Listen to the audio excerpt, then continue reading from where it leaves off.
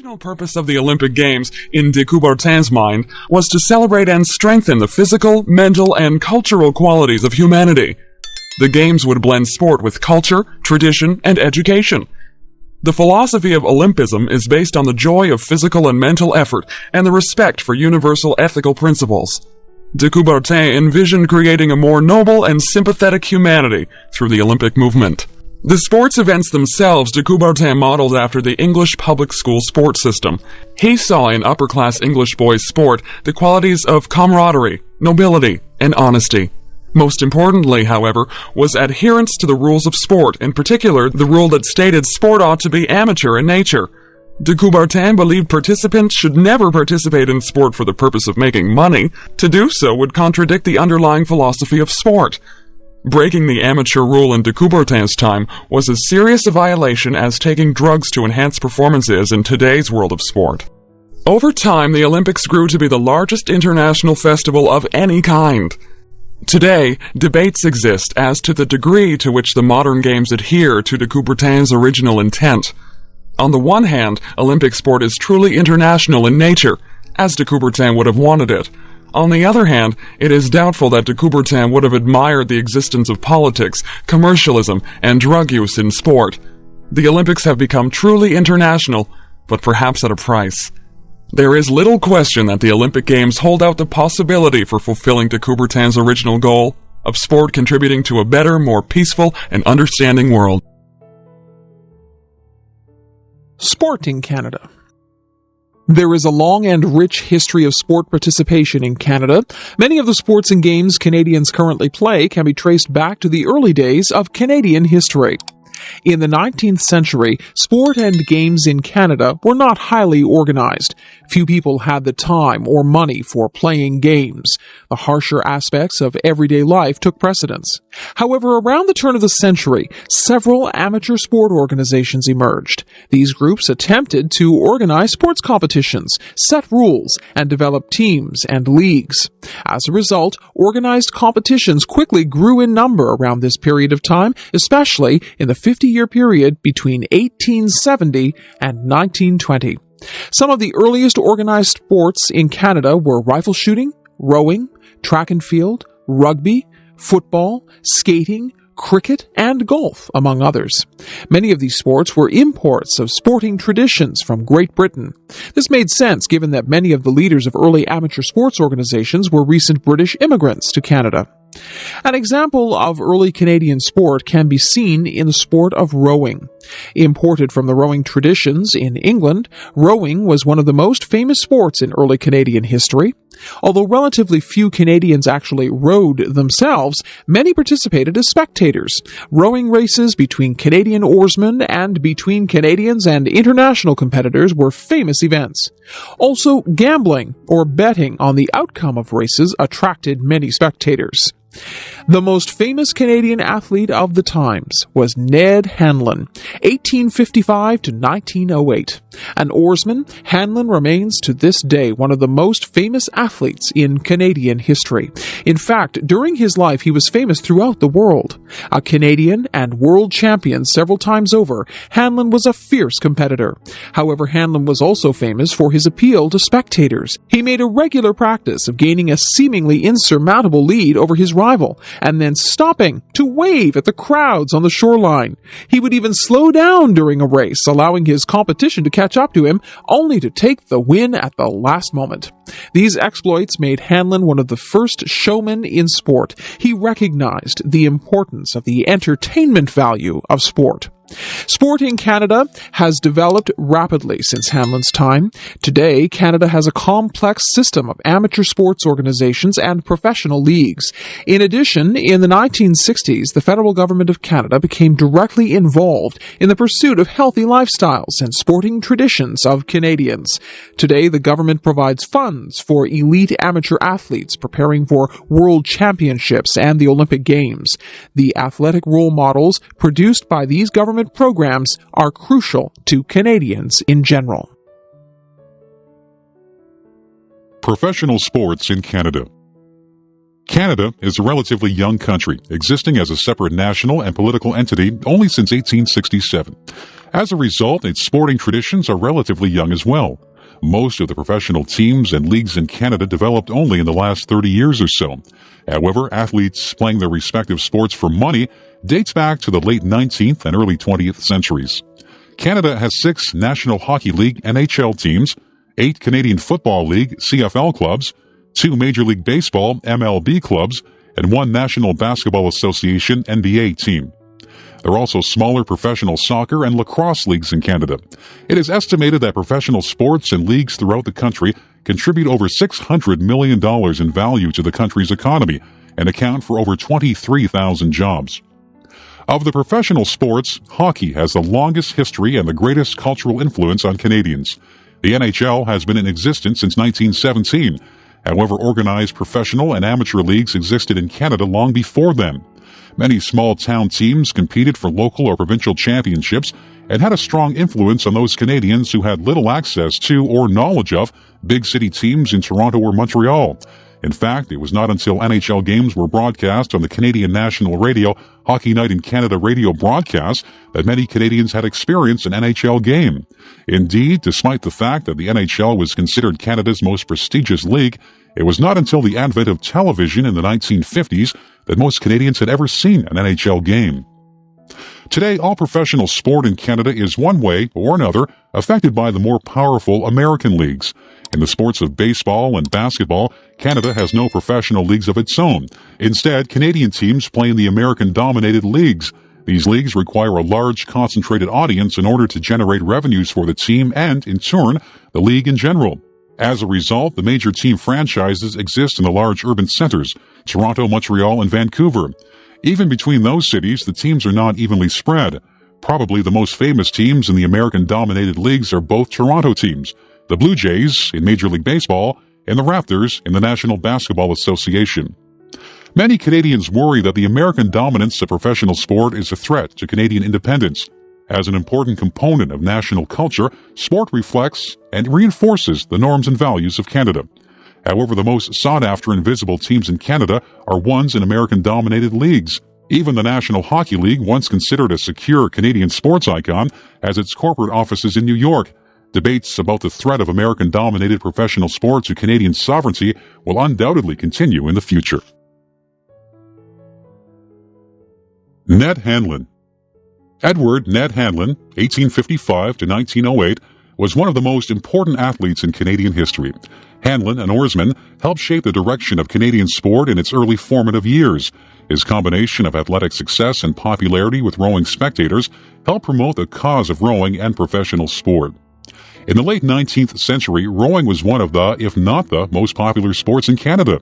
The sport received as much, if not more, press coverage and general public interest than any other sport. In addition, the sport's long history in Canada, Great Britain, Australia, and the United States developed into well-organized national and international championships, including one of the first regularly held world championships in any sport. In fact, Hanlon was a regular winner of world championship titles. Part of the popularity of rowing involved gambling and lucrative prizes. Spectators regularly bet on single sculling, in much the same way they do on horse racing today. Hanlon quickly rose to fame in the late 19th century through a combination of careful financial planning of his athletic career and his mastery of the sport. Perhaps his most ingenious invention was the now common sliding seat. By fixing wheels onto a wooden seat, Hanlon gained an advantage over his competitors who slid back and forth in the boat on grease. The extra use of his legs translated into greater boat speed for Hanlon. Hanlon was also noteworthy for his methods of gaining popularity with fans. Recognizing the importance of the entertainment value of sport, Hanlon would regularly wave to the crowds and perform rowing tricks such as removing his hands from the oars in the middle of the race. He was even known to fake an injury in the middle of a race, only to recover just in time to win the race. Of course, the additional purpose of this strategy was to raise gambling odds, thus making himself and his financial handlers wealthier from his victories. In the 1870s and 1880s, Hanlon won and then successfully defended his world championship title 7 times. He also competed in commercial exhibitions and rowing tours around the world. After his competitive career ended, Hanlon went on to coach younger oarsmen in 2 North American universities, Toronto and Columbia. So famous was Hanlon that one major newspaper in Canada claimed he was the single greatest agent for attracting new immigrants to the young country. Today, a bronze statue stands in Toronto in honor of his success and an island just off the shores of the city of Toronto is named after Hanlon. Rowing. The sport of rowing is one of the oldest organized sports in the Western world. The modern version of the sport was developed mainly in England in the 19th century, especially in the public school system. However, boat races somewhat similar to the modern sport took place in ancient Greece during the ancient version of the Olympics. In the late 19th and early 20th centuries, rowing gained much popularity. The sport was particularly famous in countries with a history of immigration from Great Britain, Canada, Australia, and the United States of America. Most of the main colonial countries had national championships, and a world championship was regularly held. The sport developed either in private clubs or in elite educational institutions. In 1852, a race between Yale and Harvard universities in the U.S. was the first organized athletic competition of any kind. The turn of the century saw the sport's ascendancy to one of the largest spectator sports.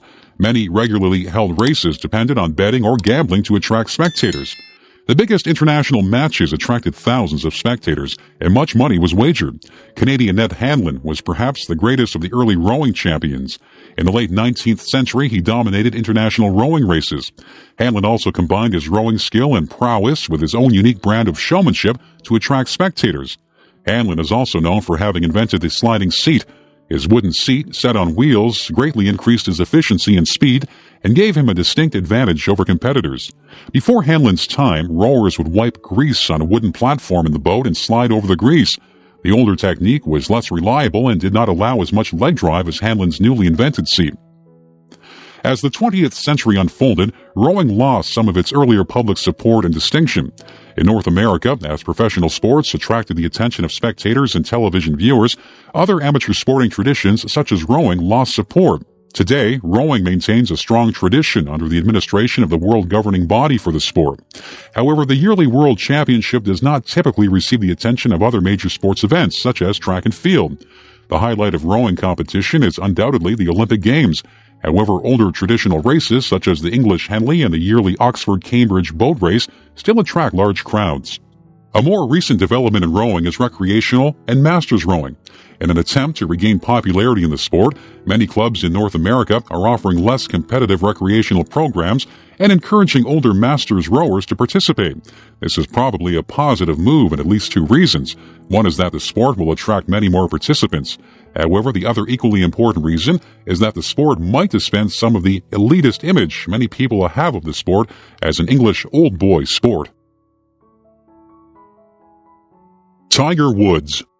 One of the most dramatic moments in golf occurred on April 13, 1997. On that day, Eldrick Tiger Woods, at the young age of 21, won the prestigious Masters Golf Tournament. Not only was Woods the youngest ever to perform the feat, Woods' score of 270 set a record for the tournament. His victory was also seen by many as a symbolic victory over years of racism in the sport of golf and U.S. society in general. Woods' victory in 1997 came just 2 days after the 50th anniversary of the day American baseball players broke the color barrier in professional baseball. Also, Woods' victory came in a sport long recognized for racial exclusion. The Augusta National Golf Club excluded blacks from playing in the Masters tournament until 1975, and the Professional Golfers Association only removed its Caucasians-only rule in 1961.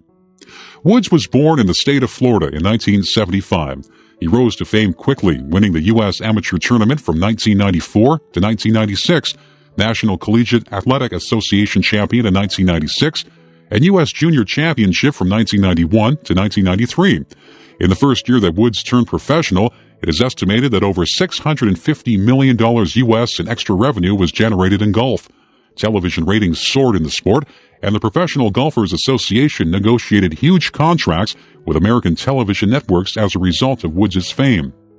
Woods has also negotiated record-breaking private sponsorship deals with major firms such as Nike, Buick, Titleist, American Express, and many others. In fact, Woods negotiated deals in the millions even before he turned professional. Truly an international sports celebrity, Woods sees himself as someone destined not only to be a great athlete, but also a person who will have some significant social or political impact on the world. It is not clear, however, what that impact will be, but there is little question that he will be one of the, if not the, richest athletes in history. Woods is destined not just to be a multi-millionaire, but a billionaire. Heralded by some as the first black champion in a traditionally racially secluded sport, he has also been received more cautiously by those who see the limitations of using black sports stars as role models for youth. Only a tiny fraction of African Americans have even the remote chance of becoming sports stars in any sport, especially golf. The odds, in fact, are so small that there is a much greater chance of winning a lottery. However, by some accounts, as many as 80% of African American youth aspire to make a living from playing sports. Meanwhile, 45% of African American children live below the poverty line in the U.S. If the trajectory of Woods' career continue on its current path, it is possible he will satisfy his father's wishes for Tiger, to make an impact on the world. It will be spiritual and humanitarian, and it will transcend the world of golf. Globalization and sport. One of the most recognized and widely debated terms in recent times is globalization. While there is little consensus as to what it actually is, there is little doubt that the world has in one way or another become more interconnected. Mass communications and transportation technology, in addition to the rise of transnational corporate culture, have combined to produce a new global culture. At the same time, sport has become one of the most recognized elements of global culture. In fact, it has been claimed that there are no other events in the world that attract the attention of more people around the world than sports events, especially the Olympic Games and the World Cup football soccer tournament. It is difficult to think of other events that attract the world's attention in the same manner as sport. Global themes infuse international sporting events in several ways. One of those ways is in advertising. Major transnational corporations using major events like the Olympic Games advertise with global themes and images. In addition, media coverage of major events often emphasizes national and international themes. These themes can be both positive and negative. For example, sport can reinforce international cooperation and cultural learning, but it can also be used to reinforce themes of aggressive nationalism and create tension between countries. This was clearly the case during the Cold War from World War II to the late 1980s, in which West Bloc and East Bloc nations regularly did battle at the Olympic Games. More recently, additional global themes have appeared. The international immigration and movement of athletes is one theme. Increasingly, professional and elite amateur athletes are attracted to other. Football, soccer, is one sport that practices athlete immigration frequently. Many professional teams in Europe, for example, have many players from outside the team's nation. An additional global theme that has appeared lately is sport used for international advertising and marketing. Sport provides a very useful device for transnational marketing and advertising because the symbols provided by sport are often recognizable internationally, and sport provides many of the themes and images important to advertising: speed, strength, competition, perseverance, and so forth. Many corporations such as IBM and Coca-Cola regularly use sport to advertise their products, even though these corporations don't sell sport-related products directly. Some critics have claimed that major international events such as the Olympic Games are being used less for international understanding and cultural sharing as they are for making big corporations a lot of money. While it is clear that the sport-related images and symbols used by these corporations are recognized worldwide, it is not so clear what positive benefits are accrued from this. In any case, there is little doubt that sport will continue to play a vital role in the globalization process. Women in sport. The struggle to attain equality for female participation in sport has been a long and hard-fought one. 100 years ago, a majority of people, many women included, would have thought it unnatural, if not immoral, to permit women to participate in sports. Today, women's participation is widespread and accepted by most. However, there are still many sports and sport-related institutions and organizations that have not achieved full equality. Some sports, such as football or boxing, encourage very little female participation, although even these so-called masculine sports are changing.